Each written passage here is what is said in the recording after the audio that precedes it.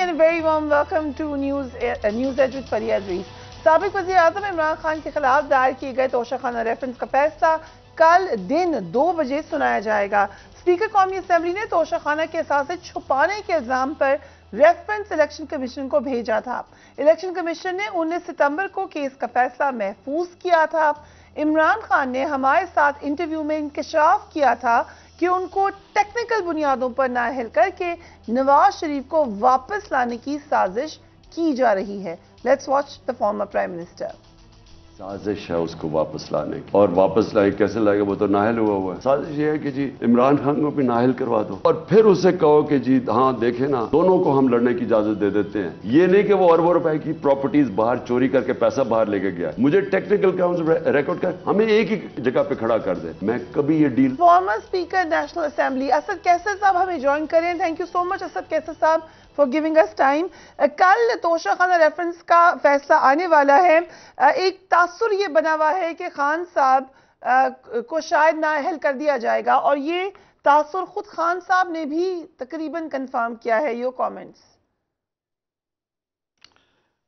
देखिए, जो कानून की टेक्निकली ग्राउंड पे देखा जाए तो इसमें तो कोई मतलब गुंजाइश नहीं बनती इमरान खान को नाअहल करने के लिए। हाँ, अलबत्ता बदनीयती के ऊपर एक पॉलिटिकल विक्टिमाइजेशन की बुनियाद पे या किसी की इशारे की वजह से ये हो सकता है, लेकिन हम बिल्कुल इसके लिए अलर्ट हैं। हम जो है ना लीगली भी इसको देखेंगे और हम मुखल होने के लिए हमने कहा किसी के इशारे से ये हो सकता है। बिल्कुल बिल्कुल, जो मतलब जो इस वक्त गवर्नमेंट बैठी है, अगर उसकी एडवाइस पे और उसकी जो ख्वाहिशात है उसकी बुनियाद पे ये हो सकती है।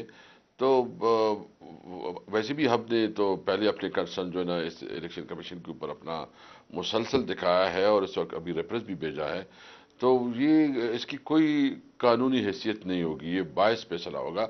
लेकिन कानून के अंदर जो हमारा केस है वो बहुत स्ट्रांग है और हमारे लॉयर कॉन्फिडेंट है कि अगर लीगल ग्राउंड पे देखा जाए तो हमारे खिलाफ कोई केस नहीं बनता। सो असद कैसर साहब, तोशाखाना रेफरेंस स्पीकर कौमी असेंबली ने इलेक्शन कमीशन को भेजा था।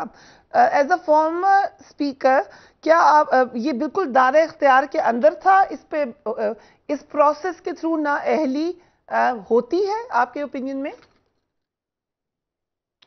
बिल्कुल नहीं है। ये एक स्पीकर साहब का एक बायस फैसला है। उन्होंने जो डिसीजन किया है, ये डिसीजन शायद इसको बताया गया हो और वो उसने डिसीजन किया है, मगर इस्तेहकाक तो है पहले उनका। तो फिर आसिफ जरदारी के खिलाफ जो है ना 20 किस्म की रेफरेंस दाखिल हो चुके हैं और उसकी जो बहुत मजबूत केस बनता है वो भी भेजें ताकि मेरिट के मुताबिक फैसला हो।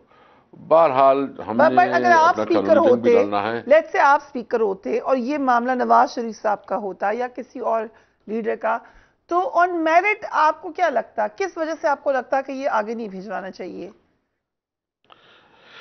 सबसे पहले मैंने जब भी जो भी डिसीजन लिया, मैंने उस वक्त के जो अटॉर्नी जनरल, लॉ मिनिस्टर, मेरा अपने अभी जो लीगल एक्सपर्ट थे, मैं सबसे मशावरत करके मेरिट की बुनियाद पे फैसला करता। लेकिन आपका आपको ये आइडिया इन हाइंडसाइड आपको लगता कि ये बनता है रेफरेंस कि नहीं बनता? अभी आपको क्या लगता है कि बनता है कि नहीं बनता? लेट्स से कोई और होता। ये देखिए, मैंने इस केस को डिटेल में नहीं पढ़ा और मैं इस पे जो ना, लेकिन जो हमारे मतलब डिटेल में जो अभी हमारे लॉयर हैं जिन्होंने हमें सच्ची तौर पर इसकी जो एक्सप्लेनेशन बताई है, तो वो इस पे कॉन्फिडेंट है कि ये केस बनता ही नहीं है, इसमें कोई गुंजाइश भी नहीं है। जो बुनियाद और जो उन्होंने इसके ऊपर अपना वो लिया हुआ है, जो अपना स्टांस लिया हुआ है, वो बिल्कुल इलीगल है और इमोरल है और बाइस्ड है। तो हमें उम्मीद है कि इलेक्शन कमीशन अगर इस किस्म का फैसला करेगा तो इसका मतलब यह है कि इलेक्शन कमीशन मुकम्मल तौर पर जानिबदार वो पार्टी बनी हुई है और इस इलेक्शन कमीशन से जो है ना फिर कोई तवक्को नहीं है। मुझे उम्मीद है कि वो जरूरत नहीं करेंगी, वो ऐसा फैसला नहीं करेंगे कि मुल्क में अनारकिया है, मुल्क में जो है ना केओस हो, और मुल्क वैसे भी बहुत बड़े चैलेंजेस का सामना कर रहा है। हमारी इकोनॉमी देखे, हमें लॉ एंड ऑर्डर की सिचुएशन देखे, बहुत ज़्यादा चैलेंजेस हैं। अगर वो इस किस्म की मजीद मुल्क में अफरा तफरी पैदा करना चाहते हैं تو یہ ان کے لیے بڑا مشکل ہو ایسا جائے گا کیسے اور یہ صاحب؟ بہت جی، کیونکہ خان صاحب نے خود یہ کہا کہ ایک کوشش کی جا رہی ہے، سازش کی جا رہی ہے کہ انہیں بھی نااہل کروایا جائے اور پھر نواز شریف صاحب کو اور ان کو اکٹھے پھر اہل کروایا جائے. دس از واٹ خان صاحب سیڈ. تو کیا کل اس ڈیل پر عمل ہونے کا خطرہ ہو سکتا ہے؟ بالکل، میں نے تو یہی بات بتائی نا کہ یہی اس ڈیل کا خطرہ ہو سکتا ہے. اور چونکہ اس وقت عمران خان ملک کے ایک بہت پاپولر لیڈر بن گئے ہیں اور یہ ایک واحد لیڈر ہے جو پوری ملک کی نمائندگی کرتے ہیں. اور ابھی الیکشن میں یہ ثابت ہو گیا کہ خیبر پختونخوا، پنجاب اور سندھ جو ہے نا ایک لیڈر جو تمام سیٹوں پہ کامیاب ہو گیا ہے. اور وہ ایک سیٹ جس میں کراچی جس میں داندلی ہوئی اور وہ داندلی بھی جو ہے نا ریکارڈ پہ ہے سب کچھ. تو ایک نیا جو ہے نا ایک ابھرتا ہوا لیڈر جو قائد-اعظم کے بعد پہلی دفعہ آیا ہوا ہے وہ عمران خان ہے. اس کے خلاف اس قسم کی حرکتیں جو ہے نا وہ کوئی اس کو رکاوٹ نہیں بنے گی بلکہ اس کی قد کاٹ پہ مزید پیچھا پکڑے گا. میں ایک بات اہم بات ہے جو آپ نے کی. اگر میں بتاؤں نا ہو جائیں تو مجھے کیا آپ کے پاس آپشن ہے؟ آپشن یہ ہے کہ ہم عدالت سپریم کورٹ میں جائیں گے. اس کے خلاف جو ہے نا جو ہمارے قانونی حق ہے وہ بھی کریں گے. اور ہمارے پھر یہ تو ہم گھر میں نہیں بیٹھ سکتے. ہماری پوری قوم جو ہے نا روڈز پہ ہوں گے. آپ دیکھ لیں گے اگر اس قسم کی کوئی ڈیسیجن ہوتی ہے تو پھر کسی کی کنٹرول میں نہیں ہوگا کہ وہ عوام کو روکے. یہ ملک جو ہے نا بلاک ہو جائے گا. یہ ملک کے ساتھ جو ہے نا بہت بڑا ظلم ہوگا کہ اگر ملک کی اتنی پاپولر لیڈر اور وہ لیڈر جس نے اس ملک کو شوکت خانم دیا ہے، جس نے یونیورسٹی دی ہے، جس نے ورلڈ کپ دیا ہے، جس نے اس ملک کو پہچان دیا ہے اور اس کی پاپولرٹی کی وجہ سے اس کی جو ایک بہت بڑی جو ایک پارٹی ہے جو پورے ملک کی وحدت کی نشانی ہے، آپ اس کو جو ہے نا ڈسکوالیفائی کرے تو اس سے بڑی بدنیتی اور اس سے بڑا ظلم کیا ہو سکتا ہے؟ یہ نہ ہم مانیں گے نہ ہوگا اور ہم اس کے خلاف جائیں گے. دھمکی نہیں ہے جو ابھی آپ نے ایک سٹیٹمنٹ دی ہے. آپ نے کہا سپریم کورٹ چاہیں گے، ٹھیک ہے وہ آپ کا رائٹ ہے، لیکن یہ کہنا کہ ملک بند کر دیں گے، بلیک آؤٹ ہو جائے گا، یہ اس طرح کی باتیں کرنا، انارکی ہو جائے گی. نہیں، میں نے آپ کو کیا کہا؟ میں کہتا ہوں کہ کس عوام کو کون روکے گا جو اس کے اتنا مقبول لیڈر اس کے ساتھ کریں گے تو کسی کی بس پہ نہیں ہوگا. یہ کوئی اعلان کرے نہ کرے، پارٹی اعلان کرے نہ کرے، عوام نے خود نکلنا ہے. عوام جو ہے فیصلے مانیں گے نہیں. یہ ظلم کا فیصلہ ہوگا، یہ ناانصافی کی بنیاد پہ فیصلہ ہوگا. کسی طور پر اس کو جو ہے نہیں بنایا جائے گا. سو یہ پریشر ڈالنا نہیں ہے الیکشن کمیشن پہ جو ابھی آپ نے سٹیٹمنٹ دی ہے؟ دیکھو فیصلہ تو وہ کر چکے ہیں. ہم تو کہہ رہے ہیں کہ جو کچھ یہ کر رہے ہیں یہ بنیادی طور پر مجھے تو سب سے پہلے تو ہمیں ڈیسیجن ابھی آیا نہیں ہے، میں اس کے اوپر زیادہ بات نہیں کر سکتا. لیکن اگر اس طرح ہوتا ہے تو یہ ایک بہت بڑا ملک کے ساتھ ظلم ہوگا اور اس ملک کے مستقبل کے ساتھ جو ہے کھلواڑ ہوگا. سو ایک جو تاثر یہ ہے کہ الیکشن کمیشن کا استحقاق نہیں ہے کہ وہ نااہل کرے. سب سے زیادہ یہ کہ وہ ٹرائیبیونل کو بھیج سکتے ہیں. ایسی بھی کوئی بات کی ہے آپ کے لائرز نے؟ بالکل، زیادہ سے زیادہ یہی کر سکتے ہیں کہ ٹریبیونل کو بھیج سکتے ہیں. یہ تو ڈائریکٹ نااہل تو اس کی بس کی بات نہیں ہے، تو زیادہ ٹریبیونل کو بھیج سکتے ہیں. رائٹ. اور اگر نااہلی ہو جاتی ہے تو آپ نے سنا فارمر اسپیکر نے کن خدشات کا اظہار کیا. ہم بریک لے رہے ہیں، اس کے بعد آج سپریم کورٹ آف پاکستان میں کیا ہوا، we will talk about it right after break.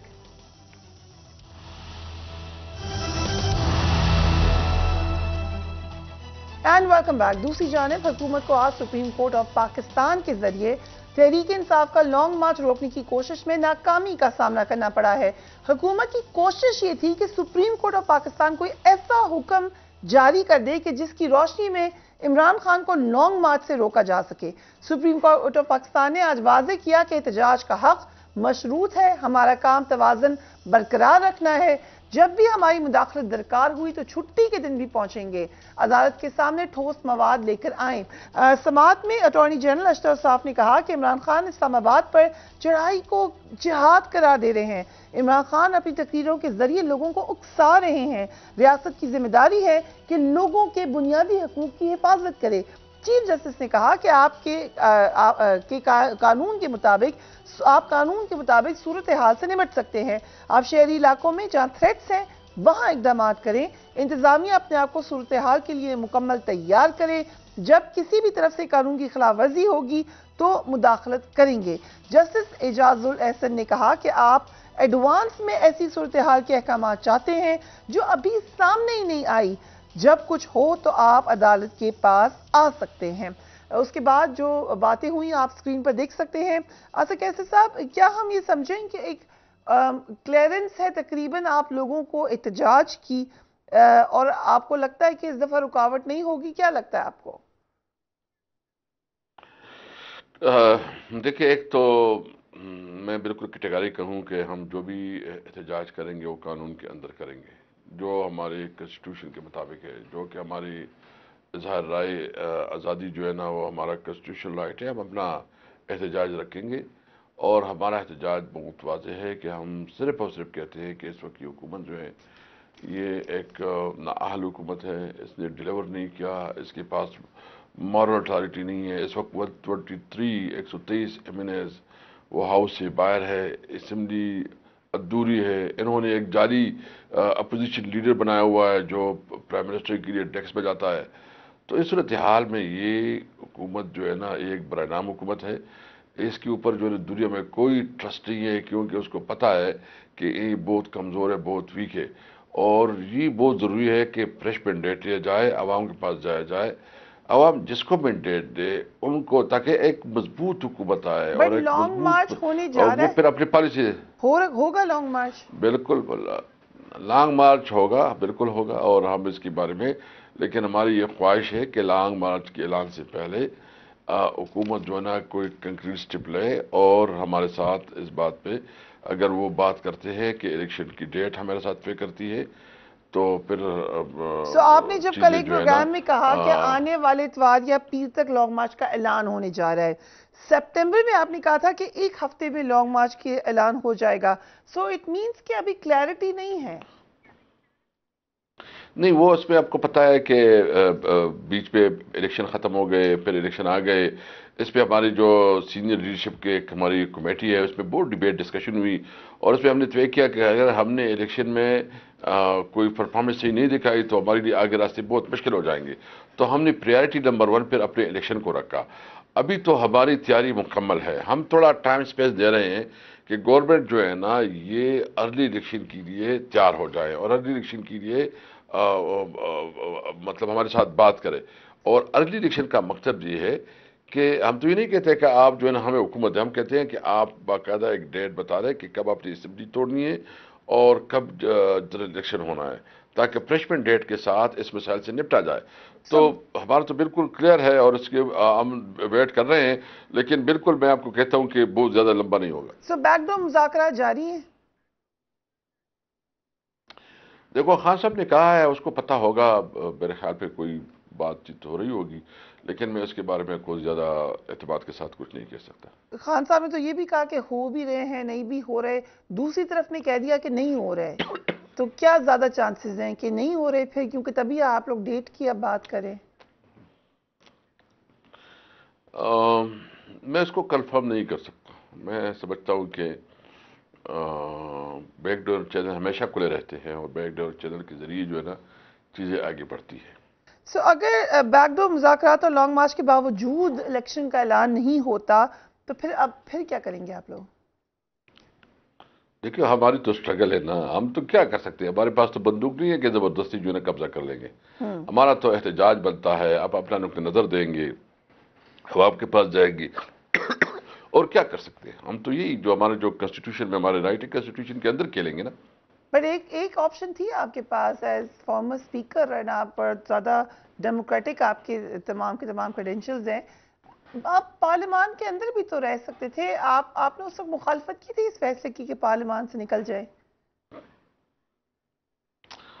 Basically ایک پارٹی کا فیصلہ تھا، تو اپنی لیڈرشپ نے متفقہ فیصلہ کیا، تو جو فیصلہ ہوا تو اس کو ہم نے امپلیمنٹ کرنا ہے، اور وہ پارلیمان میں اس وقت چونکہ ہم سمجھتے ہیں کہ ایک سازش کے تحت جو ہے نا یہ حکومت بنی ہے، اور وہ سازش جو ہمارا بیانیہ ہے، تو یہ حکومت اسمبلی میں ہم نے اگر رہنا تھا تو اس حکومت کو ہم نے لیجٹلائز کرنا ہے، اس حکومت کو ہم نے وہ لیگل کور دینا تھا، تو ہم نے سوچا کہ ہم جو ہے نا اس کو نہیں کر سکتے۔ بٹ آپ تو speaker as former speaker of assembly آپ کو پتا ہے پارلیمان میں کتنی طاقت ہے. پریزیڈنٹ نے کہا ان سے مشورہ ہی نہیں لیا گیا. آپ کے خیال سے ان سے مشورہ نہیں لینا چاہیے تھا؟ وہ کہتے ہیں کہ مشورہ لیا جاتا تو میں کہتا پارلیمان کے اندر رہے. آپ کا کیا مشورہ ہوتا؟ نہیں دیکھو، اوپینین تو مختلف ہو سکتی ہے، کسی نے ایک قسم کی اوپینین، کسی نے دوسری قسم کی اوپینین دی. جب کمبائنڈ ڈیسیجن ہو جاتا ہے تو پھر باؤنڈ ہو کہ آپ جو ہے نا پارٹی ڈسپلن کو پابند کرے. تو میرا اپنا رائے جو بھی تھی تو پھر وہ جو ہماری کمبائنڈ ڈیسیجن تھی اس کے آگے وہ لیکن سرنڈر مجھے ہے. لگ رہا ہے کہ آپ کا ڈیسیجن، آپ کا مشورہ یہ تھا کہ پارلیمان میں رہیے. میرا ایک تاثر ہے. آگے آپ بہتر بتا سکتے. سابق ڈپٹی اسپیکر قاسم بہرحال سوری، آپ مسکرا دیے، بات بس پتہ چل گیا. اسپیکر صاحب، فارمر اسپیکر صاحب، سابق ڈپٹی اسپیکر قاسم سوری نے استعفے منظور کر کے الیکشن کمیشن بھیجے تھے تو ان کو ڈی نوٹیفائی نہیں کیا گیا کیونکہ نئے اسپیکر نے رولنگ کے ذریعے قاسم سوری کا فیصلہ ختم کر دیا. سو کیا اسپیکر راجہ پرویز اشرف کا جو یہ اقدام تھا یہ قانون کے مطابق تھا؟ I'm asking you as former speaker. نہیں، سب سے پہلے تو غلطی سیکریٹریٹ کی تھی کہ جب قاسم سوری اسپیکر تھا اور انہوں نے قانون کے مطابق ایک ڈیسیجن دیا اور انہوں نے اس کو پروسیس نہیں کیا. یہ مطلب سیکریٹریٹ نے بڑی زیادتی کی کیونکہ جو کافی ٹائم لگا. پھر جب نیا اسپیکر آ رہا تھا اس میں تو کافی ٹائم لگا. تو وہ بھی اس کے مطابق دیکھتے ہیں. بالکل جو قانون کے مطابق جو ہے نا اسپیکر اپنے اگلی جو اس کا رولنگ ہے وہ اپنی رولنگ کے ذریعے جو ہے نا وہ اس کو ختم کر سکتا ہے. اس کے پاس یہ اختیار ہے. لیکن آپ تو خود وٹنس ہیں کہ جس دن ہماری اسمبلی میں آخری دن تھا، شاہ محمود قریشی صاحب کھڑے ہو گئے، سب نے اس نے کھڑا کر دیے، سب نے کہا کہ ہم ریزائن دے رہے ہیں. تو وہ تو ویڈیو سب حاضر ہے. یہ تو ایک سیاسی ڈیسیجن. انہوں نے جس حلقوں کا فیصلہ کیا کہ جہاں ہماری تو سمجھ رہے تھے کہ کوئی کم مارکس جیتے ہیں یا کمی کمزوری اس کو محسوس ہو رہی تھی تو انہوں نے وہ حلقے سلیکٹ کی. تو انہوں نے پالیٹکس کھیلا تو ہم نے دوسری طرف کا پتہ اس کے اوپر پھینکا کہ عمران خان جو ہے نا تمام سیٹوں سے کھڑا ہو گئے اور اللہ نے کرم کیا کہ اس الیکشن کے بعد ہماری پاپولرٹی مزید بھی مستحکم ہو گئی. لیکن جو خبریں آ رہی ہیں کہ شاید 20-25 استعفے اور منظور کرنے جا رہی ہے حکومت، تو پھر خان صاحب کھڑے ہوں گے وہاں پر الیکشن میں؟ نئی اسٹریٹجی کے ساتھ آئیں گے. کرے، ٹائم کتنا ہے، الیکشن ہی نہیں کروا سکیں گے تو کرنا چاہتے ہیں تو بسم اللہ کر لیں جی، کیا اس میں ہے. رائٹ. ایسا کہ صاحب سوات میں دہشت گرد ایکٹیو ہو رہے ہیں. سینئر وزیر عاطف خان سے بھی بھتہ مانگا گیا، اس سے پہلے مراد سعید تو بڑے عرصے سے اس سے بات کر رہے ہیں. یہ آپ کو کیا لگ رہا ہے کس طرف حالات جا رہے ہیں؟ کیا پھر ایک آپریشن کی ضرورت پڑ سکتی ہے خدا نخواستہ؟ دیکھیں، سب سے پہلے تو بات یہ ہے کہ یہ وفاقی حکومت کی ذمہ داری ہے کیونکہ یہ جو ہے اس کا تعلق آپ کی فارن پالیسی کے ساتھ ہے یا آپ کی جو ہے نا ڈیفنس منسٹری کے ساتھ ہے. پالیسی کی بنیاد پہ چیزیں ہوتی ہیں اور ہمیں افسوس ہے کہ مطلب جو یہاں حالات پیدا ہوئی ہیں اور بتوں کی کالے مختلف لوگوں کو گئی ہیں اور عاطف خان کو بھی گئی ہیں اور اس وقت. لیکن آج مجھے خوشی یہ ہے کہ آئی جی پی خیبر پختونخوا نے جو ہے نا پبلکلی اناؤنس کیا کہ جو سوات میں ہوا تھا، جو وہ ڈرائیور جو جس کا مرڈر ہوا تھا، تو اس نے آج آپ دیکھ لیں اس کی خبر کے آئی جی پی نے ایکسپلین کیا ہے کہ وہ ذاتی دشمنی کی پر اور غلط کی بنیاد پہ ہوا ہے اور اس کی جو سارے ملزم ہیں وہ پکڑے گئے ہیں اور مطلب یہ دونوں کیسے میں وہ دہشت گردی انوالو نہیں تھی. میں تو اس کے بارے میں بالکل کیٹیگری کہنا چاہتا ہوں کہ یہ اسٹیٹ کی رسپانسبلٹی ہے کہ وہ اپنے لوگوں کو امن دے. وہ اس کے لیے جو بھی اقدامات کرنے پڑے وہ ضرور ہے. تو صوبائی حکومت انوالو تو ہے یا ایٹ لیسٹ ریسیونگ اینڈ پر تو ہے. کل بیرسٹر محمد علی صاحب نے پریس کانفرنس میں کہا کہ طالبان سے درخواست کر رہے ہیں کہ وہ اپنے مسلح جنگجوؤں کو واپس بلا لے. ایک تاثر نہیں کیا کمزوری کا اس طرح؟ مجھے میں نے اس کی اسٹیٹمنٹ تو نہیں دیکھی لیکن ہماری پارٹی کے بالکل کیٹیگری کے لیے ایک پالیسی ہے کہ ہم ہر حال میں اپنے لوگوں کو پروٹیکٹ کریں گے، اس کو امن دیں گے اور جو پالیسی ہے اس پہ نظر ثانی ہونی چاہیے. اور جو پالیسی شفٹ ہوا ہے یہ افسوسناک ہے. آپ کو لگ رہا ہے کہ الیکشن ہو جائیں گے؟ آپ کو دل میں آپ کو کیا لگتا ہے کہ is it possible؟ میں آپ سے پوچھنا چاہتا ہوں، آپ بڑی ایکسپیرینس ہے اپنی، کافی میڈیا میں آپ کا کافی ٹائم ہو گیا ہے، کیا یہ حکومت سروائیو کر سکتی ہے؟ کیا اس وقت اتنی کمزور حکومت، اتنی چیلنجز ہیں اور اتنی پارٹیاں ملی ہوئی ہیں اور ان کے مفادات بھی الگ الگ ہیں. یہ جو جیسی ہی وقت آتا جائے گا، کیونکہ بلاول بھٹو تو خود پرائم منسٹر کے طلبگار ہے، امیدوار ہے، اور مسلم لیگ خود وہ بھی ہے، تو یہ کسی بھی صورت پہ ایک ساتھ نہیں رہ سکتی. بس تھوڑی ہماری دشمنی کی وجہ سے جو ہے نا وہ بہت سارے ایک ساتھ ہو گئے ہیں. لمبا نہیں ہوگا. مجھے اگر ہم کچھ بھی نہ کریں خود بھی گر جائیں گے. تو دوسری طرف ہم نے ایک آڈیوز کا معاملہ دیکھا.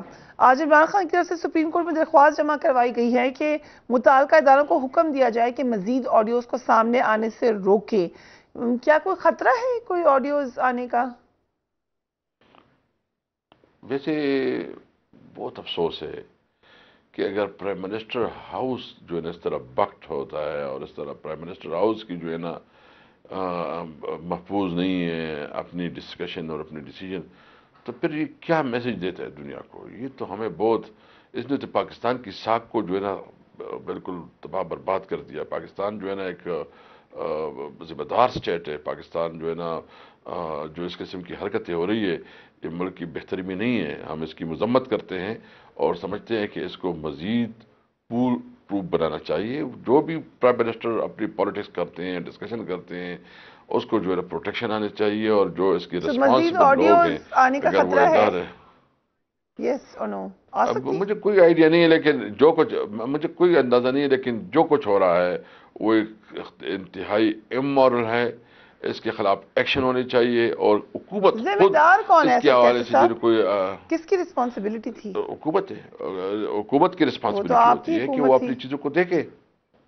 اگر ہماری حکومت تھی تو وہ بھی غلطی تھی. میں تو یہ نہیں کہتا کہ ہماری حکومت تھی، کوئی جو بھی تھی، جو بھی رسپانسبل ہے اسے جو ہے نا اس کی آئیڈینٹیفیکیشن ہونی چاہیے، وہ اس کو سامنے آنا چاہیے، اس کے خلاف ایکشن ہونا چاہیے. رائٹ. ایسا کیسے صاحب فارمر اسپیکر نیشنل اسمبلی ہمیں جوائن کر رہے تھے، انہوں نے کہا جو بھی رسپانسبل ہے آڈیو لیکس کا ان کے خلاف ایکشن ہونا چاہیے. بریک لیتے ہیں اینڈ اس کے بعد بات ہوگی کراچی کی رائٹ آفٹر بریک.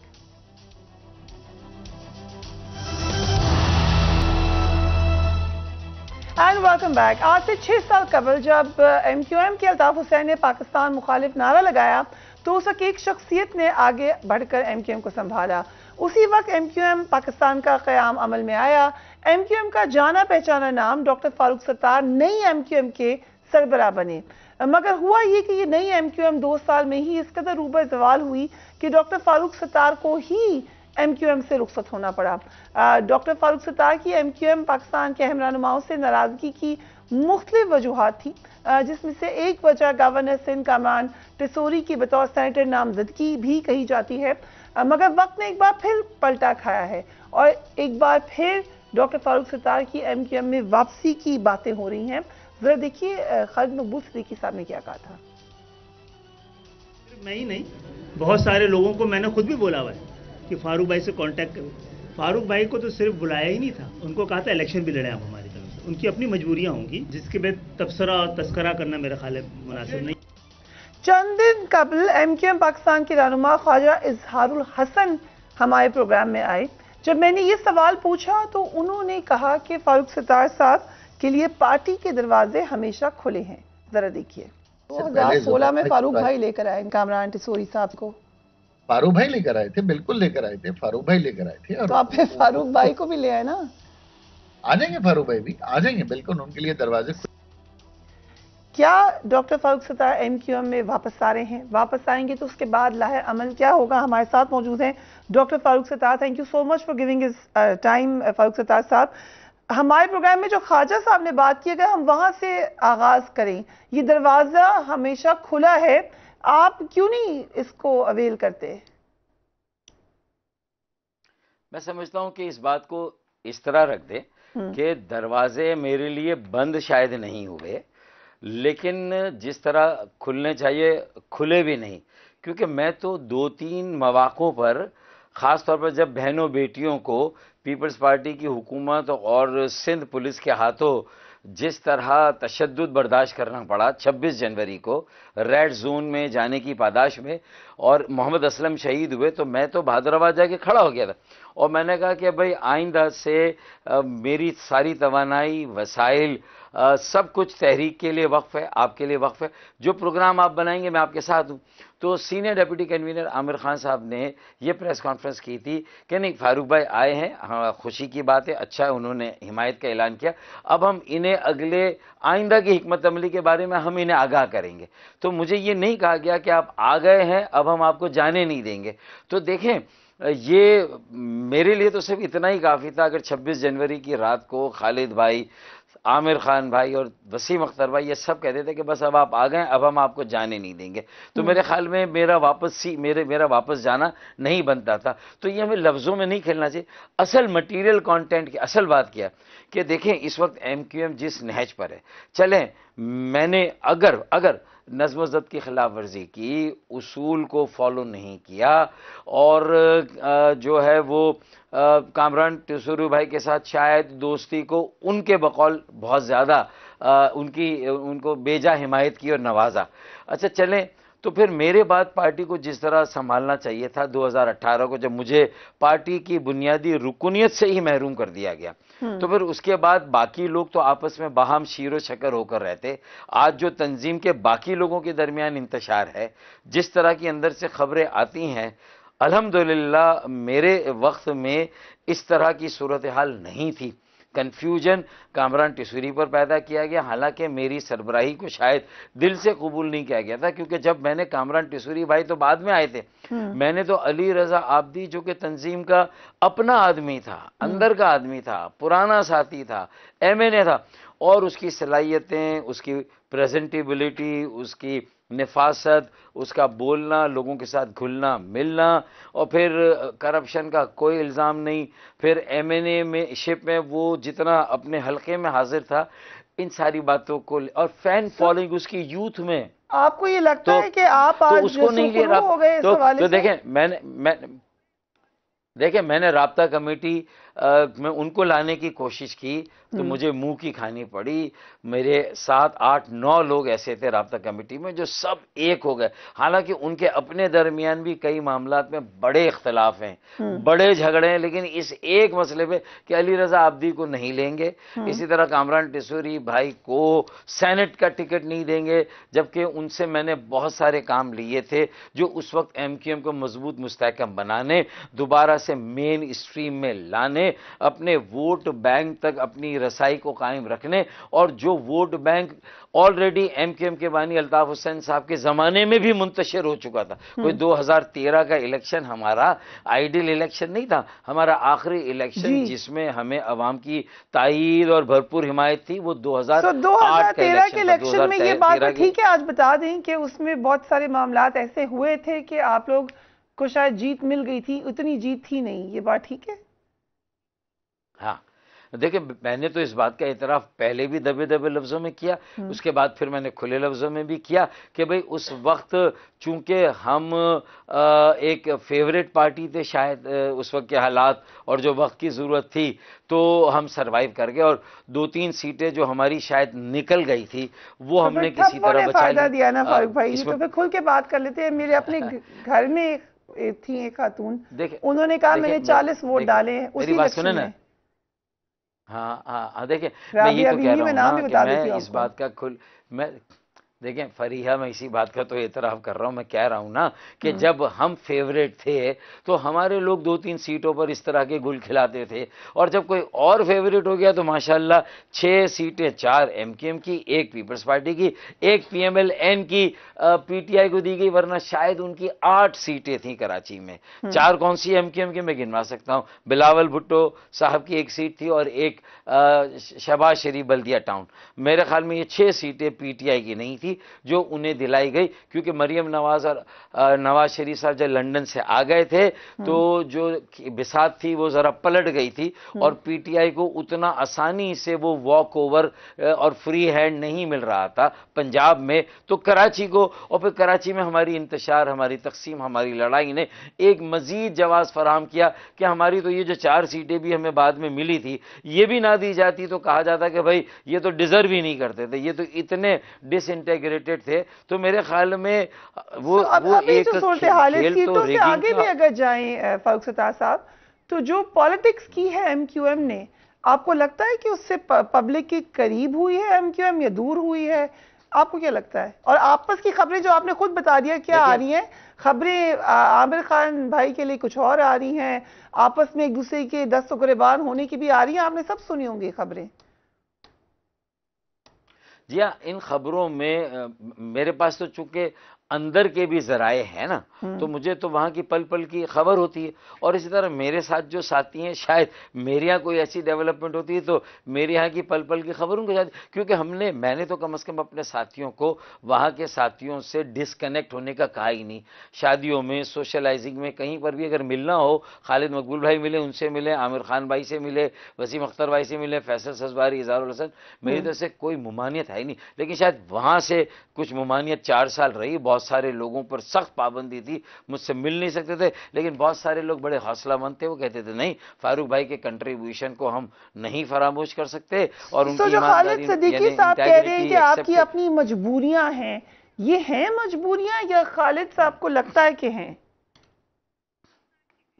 دیکھیں نا، خالد بھائی اگر اپنے دلائل بنا کر اگر کوئی اپنی بات کو جسٹیفائی کر رہے ہیں، ایسا نہیں ہے۔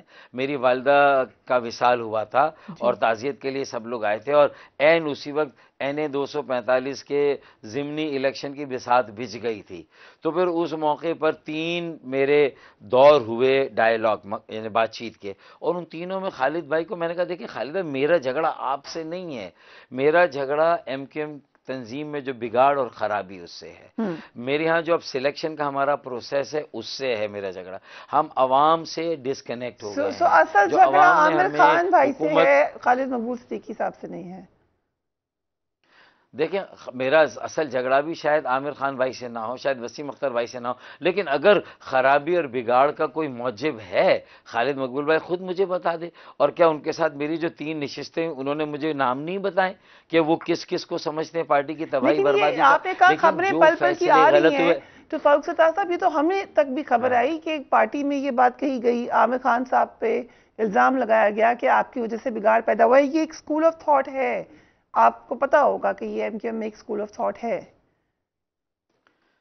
دیکھیں یہ مختلف اسکول آف تھاٹ کی وجہ سے کبھی کسی کے حصے میں کچھ ڈسکریڈٹ وہ ہوتا ہے کسی وجہ سے، غلط یا صحیح ایک پرسیپشن ہے، اسی طرح کسی اور پر کہ خالد مقبول صدیقی بھائی کا پرسیپشن یہ بنا ہے کہ ان میں کوئی فیصلہ کرنے کی قوت نہیں ہے، کوئی رسک لینا، کوئی تھوڑا سا جرت کا مظاہرہ کرنا، دیکھیں بہت سارا پرسیپشن ہے، اللہ نہ کرے میں اپنی طرح سے، اب اس پرسیپشن کے بعد دیکھیں نا، اگر آپ جو فیصلہ پی ٹی آئی سے الگ ہونے کا تھا اگر 3 سال میں ہی الگ ہو جاتے یا شروع سے ہی وزارتیں نہ لیتے، حکومت کی براہ راست ذمہ داری کا بوجھ نہ لیتے، تو پھر کسی بھی وقت حکومت کو چھوڑنا صرف اس بات پر کہ آپ کے ایجنڈے پر عمل درآمد نہیں ہوا، اقتدار کے مزے بھی لیں، وزارتوں پر وزارتیں بھی لیں، مشاورتیں بھی لیں، یہ ساری چیزیں 4 سال تک انجوائے کرنے کے بعد لیکن ایک نکاح پر نکاح پڑھ لیں۔ عجیب بات میری ہوئی وہ فاروق بھائی، اگر میں اس کو ہم ریوزٹ کریں، میرے انٹرویو میں عامر خان صاحب تقریباً کچھ دن پہلے تک یہ کہے تھے کہ ہم زیادہ کمفرٹیبل ہیں پی ٹی آئی سے،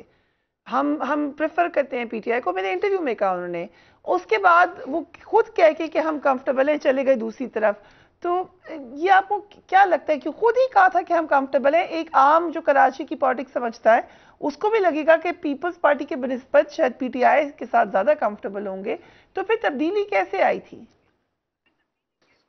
دیکھیں آپ کا بہت سارا ووٹ بینک اس لیے ریٹین ہو گیا، رک گیا کہ آپ پی ٹی آئی کے پارٹنر بن گئے، اچھا میں کہتا تھا کہ اس پارٹنرشپ میں ذمہ داری قبول نہ کریں وزارتیں لے کر، آپ ان کے تمام قانون سازی کو پاس کریں، بجٹ کو پاس کریں، وزیر اعظم کا ووٹ آف کانفیڈنس جو انہوں نے لیا، اسپیکر کا، یعنی وہ سارے کام کریں جو ابھی بھی حکومت یہی میں کرتے ہیں، کرنا لیکن چاہیے یہ تھا ذمہ ان کو، داری پی ڈی ایم کے ساتھ بھی ان کو وزارتیں نہیں لینی چاہیے تھی، لیکن حصہ بن جاتے اتحاد کا. نہیں لینی چاہیے. میں یہی کہہ رہا ہوں کہ دیکھیں دو وزارتیں لے کر آپ کوئی اتنے بڑے اپنے ووٹ بینک کو سرو کر ہی نہیں سکتے. آپ صرف حکومت کو سپورٹ کریں، اس کے الائی اس طرح سے بنے کہ اقتدار کا بوجھ نہ لیں، اور وسائل اور اختیارات میں جو آپ کا حصہ بنتا ہے ایک مشترکہ کمیٹی بنا کر ہر 3 مہینے بعد مانیٹرنگ کر کے مسنگ پرسن کا مقدمہ ہو، دفاتر اگر واپس لینے ہو، جو میری نظر میں مسنگ پرسن کا تو اہم ہو سکتا ہے، اصل مسئلہ K4 کا انفراسٹرکچر، کہ بھئی دیکھیں اگر ایم کیو ایم کے بانی کو ہم نے چھوڑا اور آج 6 سال بعد نہ انفراسٹرکچر ڈیولپ ہوا، نہ کراچی میں انویسٹمنٹ ہوئی، نہ کراچی میں کوئی تعمیر و ترقی ہوئی، جو ہمارا روزگار تھا، ہمارا ڈومیسائل PRC اور کمزور ہو گیا. سنیں ہماری نوکریاں بھی کسی کو مل گئی، جو کوٹا سسٹم غیر آئینی ہو گیا اس پر آج بھی عمل درآمد ہو رہا ہے. تو مطلب یہ کہ نہ خدا ہی ملا نہ وصال صنم.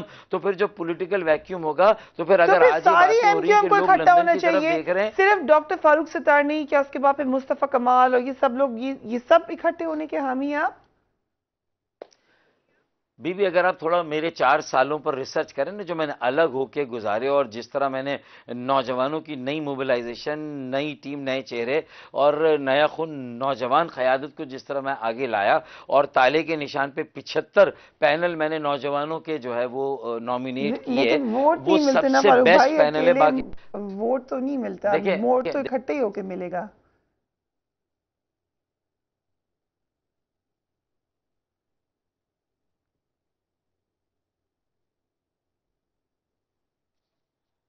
خطرناک جملہ کہلوا دیا، لنک کی فریز کہ ہمارا ووٹ بینک تقسیم ہو رہا ہے. پھر دوسری بات ہے کہ میں مصطفیٰ کے پاس بھی گیا، تو آپ تھوڑا سا میری ان 4 سالوں کو فالو کریں. میں نے خالد بھائی کا نام مسلسل تواتر کے ساتھ لیا، میں نے مصطفیٰ کمال بھائی کا نام مسلسل تواتر کے ساتھ لیا، ایون میں نے آفاق احمد بھائی کا نام بھی جو ہے وہ لیا ہے، جن کو سمجھتے ہیں کہ وہ تو ایک اب ماضی کا صیغہ ہے، زیادہ لانڈی کورنگی میں کچھ ان کا ووٹ بینک ہو سکتا ہے، لیکن میں نے اس کے باوجود بھی ان کی اہمیت کو بھی بالکل زیرو نہیں کیا.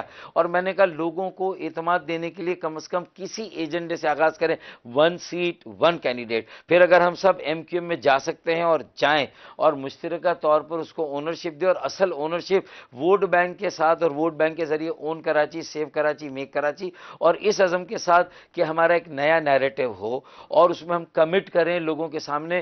سب سے پہلے تو اگر پرسنٹیج میں بات کریں فاروق بھائی، کتنے پرسنٹ لوگ آپ کو لگتا ہے کہ اس کے حامی ہیں؟ کہہ نہیں سکتے کھل کر، ایم کیو ایم میں بھی دیگر بھی، کتنے پرسنٹیج ہوں گے جو آپ کے اس خیال کے حامی ہیں؟ ظاہر آپ کو پرائیویٹلی تو وہ کہتے ہوں گے کہ آپ کا آئیڈیا ٹھیک ہے.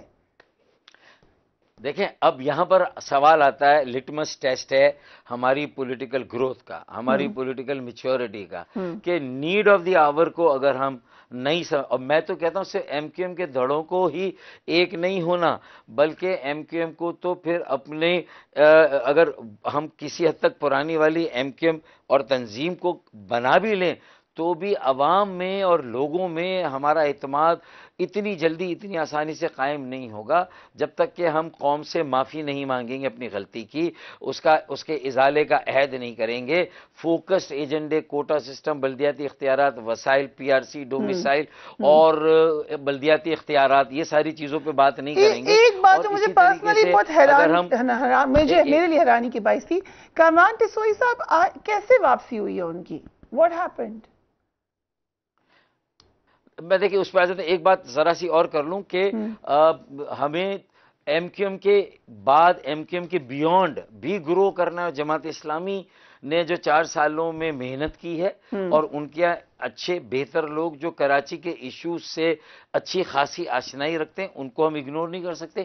ٹی ایل پی کے جو ایک ٹیک آف ہے اس کو ہم اگنور نہیں کر سکتے، اور جو ٹی ایل پی نے بھی ہمارے ووٹ بینک کا فائدہ اٹھایا، جو تتر بتر ہو رہا تھا، چاہے 2016 کو میری علیحدگی کے بعد ہو رہا ہو، چاہے میرے بے دخل ہونے کے بعد ہو رہا ہو، جو پی ٹی آئی کو جس طرح ہم نے چھوڑ کے پیپلز پارٹی کے ساتھ جس طرح ہاتھ ملایا اور معاہدہ کیا تو اس سے جو مزید مٹی پلید ہوئی، ان ساری باتوں کا فائدہ اٹھایا اگر پی ٹی آئی نے، تو پی ٹی آئی کے ساتھ بھی آگے اشتراک عمل کے دروازے کراچی کی حد تک، اور کسی کا بھی میئر آئے، ان 3-4 جماعتوں کو آپس میں کہیں نہ کہیں ایک دوسرے کے ساتھ تعاون کرنا ہوگا، اور ایک multi party multi sectoral commission, urban development commission, article 149(4) میں یہ وہ تجاویز ہے، آرٹیکل 160 میں ڈائریکٹ فنڈنگ اربن ایریاز، شہروں، بلدیات، قصبات اور دیہات کو، اسی طریقے سے آرٹیکل 140(a) کے اختیارات اور وسائل، اور اس میں جو بلدیاتی جو ترامیم ہونی قانون میں 2013 میں پیپلز پارٹی اگر نہیں مانتی ہے تو ساری سیاسی جماعتیں جو کراچی کا دعویٰ کرتی ہیں اون کرنے کی، اور دوسرے کی ناکامی پر اس کی جگہ اپنے آپ کو لانے کی کوشش کری، اپنی پرفارمنس پر نہیں، وہ سب مل کر اگر ایک ہو جائیں اور دھرنا بھی دے اور عدالت میں توہین عدالت کا کیس بھی کریں، جو میری پٹیشن تھی آرٹیکل 140(a) کی، جو 2017 میں نے دائر کی تھی، 2022 میں چیف جسٹس گلزار احمد شیخ نے اس کو منظور کیا، اب یہ اختیارات ملنے چاہیے، تو یہ ساری چیزیں ہمیں مل کے کرنی ہے۔ اگر ہم سب نہیں کریں گے، کوئی ایک پارٹی کراچی کے جملہ مسائل کا حل نہیں ہے، کوئی ایک میئر کراچی کے جملہ مسائل کا حل نہیں، کوئی ایک طبقہ جی ایک آپ سے میں نے آپ کا اندازہ کیا ہے، کیونکہ آپ اچھے طریقے سے آپ رگ رگ سے واقف ہیں ایم کیو ایم کی، اور جو اس وقت ایم کیو ایم ہے اس کی بھی، کیا یہ فیصلہ سنجیدگی سے یا سوچا سنجیدگی سے گیا کہ پی ڈی ایم کا اتحاد چھوڑا جائے، یا کبھی بھی نہیں چھوڑیں گے؟ آپ کا کیا خیال ہے؟ میں یہ سمجھتا ہوں کہ اب آپشن کیا رہ جائے گا اگر ان دو جماعتوں کے ساتھ بھی یہ کھڑے نہیں رہیں گے، ان کی اب مجبوری ہو گئی ہے، یہ کتنا ہی کہیں کہ ہم انہیں چھوڑیں گے لیکن یہ انہیں نہیں چھوڑ سکتے تا وقتے کہ نیا الیکشن بالکل قریب نہ آ جائے اور وہ نظر نہ آ جائے۔ تو یہ میرا ہے، کیونکہ دیکھیں پولیٹیکل گروتھ نہیں ہوئی ہے نا، آزاد اور نیوٹرل رہ کر بھی کچھ وقت گزارا جا سکتا تھا، بغیر کسی معاہدے کے چند نکات پر شہباز شریف صاحب مولانا فضل الرحمان سے یقین دہانی کرا کر زرداری صاحب کو پابند کر کے، اور اگر معاہدہ کرنا بھی تھا تو صرف زرداری صاحب کے معاہدے میں دستخط ہے، باقی ضامن ہے، ضامن نہیں وہ بھی فریق ہوتے کہ اگر صوبائی حکومت ڈیلیور نہیں کرے گی تو پھر شہباز شریف سے یہ منواتے کہ گورنر راج لگانا پڑے کم واٹ میں، تو پھر آپ ضامن نہیں، آپ پابند ہیں اس معاہدے پر عمل درآمد کے، تو آپ گورنر راج لگا کے صوبے کے اختیارات لے کے آپ اس معاہدے پر عمل درآمد کرائیں گے 6 ماہ کے بعد، اگر یہ حل نہیں ہو۔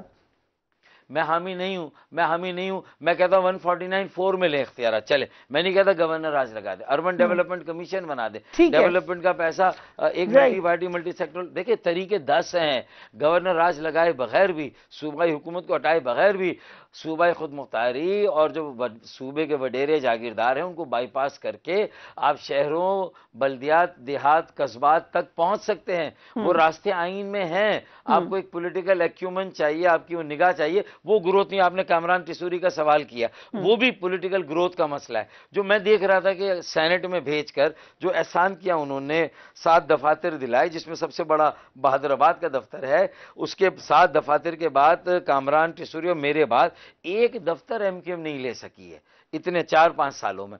اسی طریقے سے پی ایس پی کے غبارے سے ہوا نکالنے میں انہوں نے میرے ساتھ کھڑے ہو کے جس طرح اس سچویشن کو ہم نے فیس کیا، حالات کے جبر کو، وہ میرے ساتھ تھے۔ اسی طرح ایم کیو ایم ڈی رجسٹر ہو گئی تھی ایک موقع پر، رجسٹریشن میں انہوں نے مدد کی، تو میں اس کے بدلے میں ایک سیٹ دے رہا تھا، یہ میرا ویژن تھا، تو میری بینائی تو کام کر رہی تھی، ان کی بینائی شاید کام نہیں کر رہی تھی، وہ آج بینائی بحال ہوئی ہے، تو شاید انہوں نے اس لیے، مجھے نہیں پتا کہ کیا وجہ ہے، کامران ٹیسوری بھائی کو نہ صرف ڈیپوٹی کنوینر بنا دیا بلکہ 1 ماہ کے اندر گورنر بنا دیا، بلکہ انہوں نے تو ایک سینیٹر سے زیادہ شاید ان کے اندر کوالٹیز دیکھ لی جو میں بھی نہیں دیکھ سکا تھا۔ تو اب یہ میں نہیں کہتا کہ اس کے محرکات یا عوامل کیا ہو سکتے ہیں، میں نے تو اس کے لیے ایک مثال بھی دی تھی کہ بھائی ایک پولیٹیکل کیٹریکٹ ہوتا ہے اور جب سرجن آپریشن کرتا ہے تو چیزیں پھر صاف نظر آتی، تو یہ کرنے میں کرٹیسزم ہوتا ہے لوگوں کا، لیکن آپ کو پتا ہو کہ آپ کیا اچیو کر رہے ہیں، مجھے وقت ختم ہو رہا ہے، لیکن اگر آپ بتا دیں تو کیا ہی اچھا ہو کہ سرجن کس کا تعلق کدھر سے ہے، پاکستان کی کس حصے سے؟ دیکھیں سرجن تو کوئی بھی نہ سے ہو سکتا ہے جو ذرا سمجھاتا ہے، پنڈی سے تو نہیں ہے تعلق، جو کہتا ہے وزڈم پریویل کرنے دیکھیں جو بھی یہ کہے، کبھی کبھی سرجن بھی غلط سرجری کرتا ہے، مریض مر بھی جاتا ہے، ایسا بھی ہوتا ہے. تو سرجن ہی الٹیمیٹ سولوشن نہیں ہے، لیکن ہر بات سرجن کی نہیں ماننی، اور سرجن کے ساتھ ایک تعاون کا سلسلہ بھی جو ہے وہ جاری رہنا چاہیے، کیونکہ یہ ملک جو ہے وہ اس میں آئیڈیل جمہوریت نہیں ہے، اور ہمیں بہت ساری تعمیر و ترقی کے عمل ہے، اس میں سب کا کردار ہوتا ہے. بہت اہم بات کی آپ نے فاروق شہزاد صاحب. سرجن کی اہمیت یقیناً موجود ہے. Thank you so much for joining اس on the program. Do give me your feedback. اپنے گھر والوں کا خیال رکھیے. اللہ حافظ.